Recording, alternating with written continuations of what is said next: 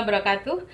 Baik, dalam kesempatan kali ini saya akan coba lagi membahas tentang parafrase. Tentunya parafrase ini menjadi problem bagi kita ya sebagai peneliti maupun mungkin mahasiswa yang sedang mengerjakan skripsi atau Bapak Ibu dosen yang mungkin sedang menulis begitu. Tentunya parafrase ini adalah sebuah problem yang cukup krusial bagi kita untuk bisa menghasilkan sebuah karya ilmiah yang bebas dari plagiasi atau memiliki tingkat similarity yang rendah. Nah, itu adalah sebuah tuntutan kan ya.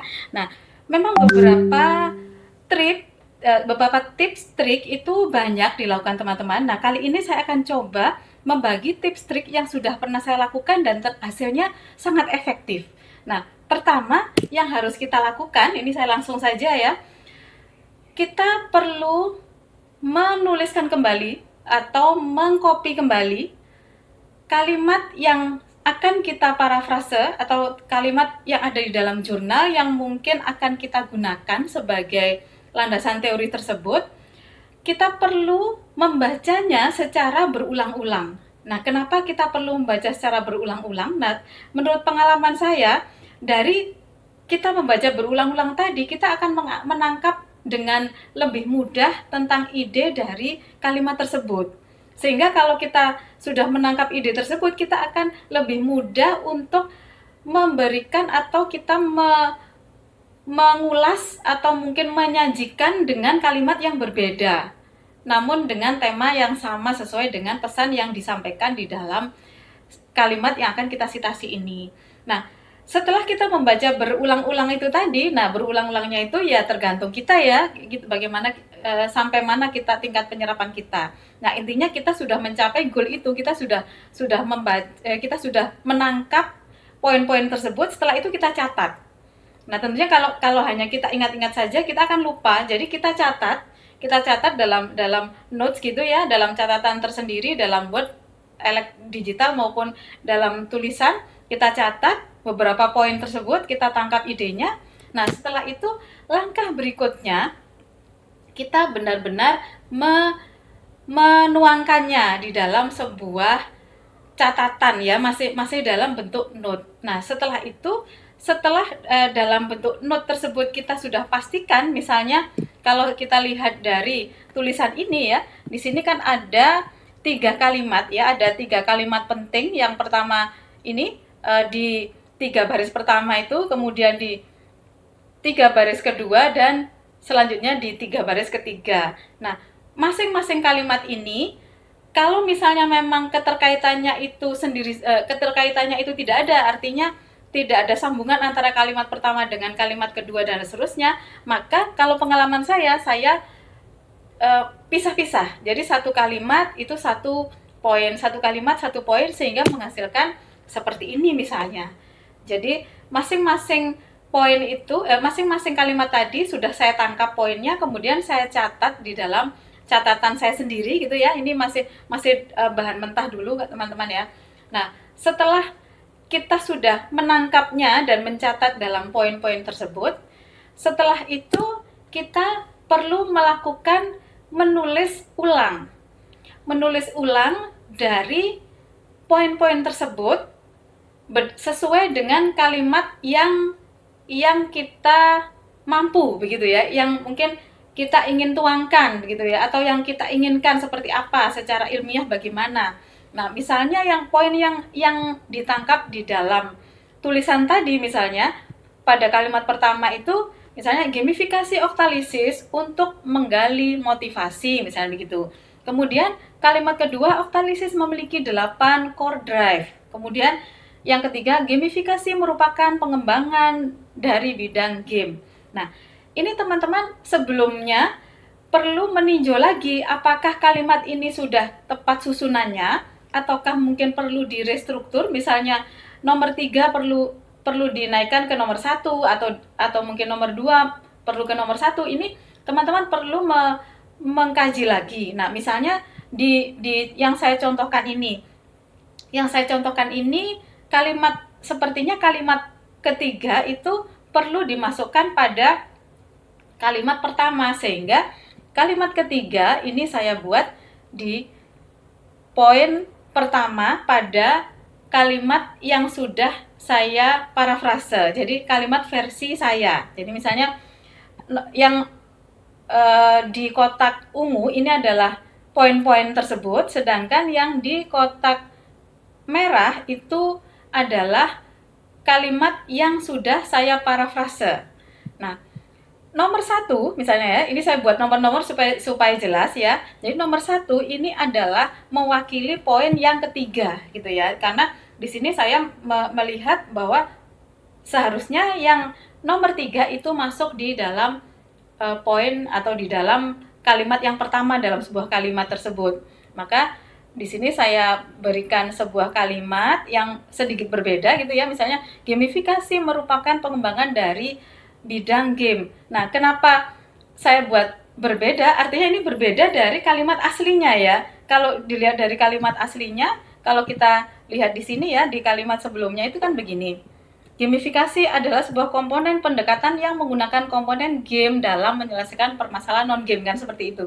Nah, kemudian saya menangkap dengan kalimat yang kalimat yang berbeda dalam poin tersebut. Setelah itu kita tuangkan di dalam kalimat yang menjadi kalimat parafrase, boleh kita kembangkan, misalnya kita perpanjang atau sudah cukup. Nah, misalnya ini sudah cukup, poin ini sudah cukup mewakili, berarti kalimat ini sudah kita patenkan menjadi parafrase dari kalimat yang tadi. Nah, kemudian teman-teman boleh mengembangkannya menjadi lebih dari 3 kalimat karena sesuai dengan kebutuhan saja ya. Jadi seninya kita itu untuk mengubah gitu ya. Nah, misalnya yang kedua misalnya fungsi gamifikasi adalah untuk meningkatkan motivasi. Nah, ini mewakili pada poin pertama gitu ya. Poin pertama. Kemudian yang ketiga misalnya salah satu kerangka kerja yang fokus untuk menggali motivasi adalah oktalisis. Nah, ini mewakili pada kalimat kedua. Nah, untuk bisa lebih detail lagi, kita bisa menambahkan misalnya oktalisis memiliki 3 core drive. Jadi artinya dari 3 poin-poin ini bisa kemudian kita kembangkan dengan membahasakan dengan bahasa kita, yaitu memparafrase. Ini artinya memparafrase secara total ya teman-teman. Nah, dari pengalaman saya melakukan parafrase seperti ini, hasilnya ternyata sangat-sangat efektif. Artinya yang awalnya sekian persen begitu, ketika kita cek di Turnitin, ternyata nanti akan berkurang menjadi sekian persen gitu ya. Nanti akan saya contohkan. Nah, setelah itu cara berikutnya, setelah kita tadi menyusun menjadi kalimat yang berbeda dalam bentuk yang sudah kita parafrase tadi, kemudian kalau misalnya diperlukan ada istilah-istilah yang mungkin tidak bisa kita parafrase, tapi kita khawatirkan nanti kalau kalimat itu ditampilkan, karena di internet itu banyak sumber yang mengatakan itu, pastinya kan nanti akan terdeteksi ya. Nah, supaya tidak terdeteksi, maka teman-teman boleh memberikan tanda petik pada kalimat tersebut atau pada kata tersebut. Contohnya, misalnya core drive. Core drive ini kalau dilihat banyak di dalam jurnal-jurnal itu membahas ini, karena ini ada istilah, gitu ya, biasanya untuk istilah-istilah. Nah, ini kita bisa memberikan tanda petik. Nah, kalau tanda petik itu insya Allah sudah tidak akan terdeteksi di dalam similarity, tapi dengan syarat ini, kalimat ini teman-teman wajib menyertakan referensinya begitu. Jadi kalau di referensinya ada, sementara kalimat yang ada di tanda petik itu ada di referensi itu, maka ini sudah bisa disahkan bahwa ini tidak melakukan plagiasi begitu. Nah, kemudian cara berikutnya adalah itu tadi. Jadi apapun ya, meskipun kita tidak menggunakan tanda petik ataupun menggunakan, itu kita perlu menyertakan referensi karena ini nanti akan dibaca oleh mesin, misalnya Turnitin akan dibaca bahwa ini sudah merujuk atau mensitasi dengan sitasi yang benar atau tidak. Jadi Berikutnya, disarankan kalau kita melakukan parafrase ataupun semua yang berhubungan dengan artikel ilmiah, memang disarankan kita menggunakan aplikasi manajemen citation. Jadi jangan sampai manual, teman-teman. Nanti kalau manual kita akan repot. Ya memang bisa, cuma manual kan jauh tidak efektif ya. Jadi sebaiknya gunakan misalnya aplikasi Mendeley itu untuk melakukan proses citasi dan mengambil referensi dari bibliografi.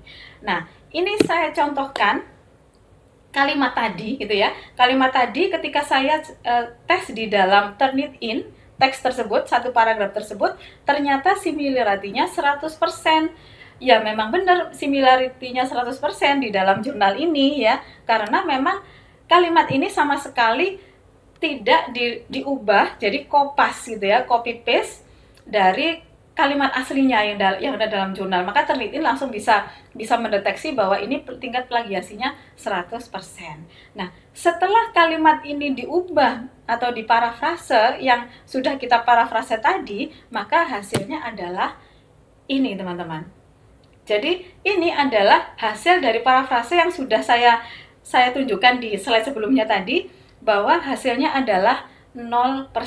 Nah, teman-teman bisa mencoba dengan cara seperti ini. Nah, ini saya membuktikan hasilnya bisa seefektif ini. Jadi, mudah-mudahan ini bisa membantu teman-teman sekalian dan teman-teman bisa mencobanya di rumah. Silahkan dicoba. Kalau untuk latihannya jangan banyak-banyak dulu, misalnya 1 atau 2 kalimat dulu.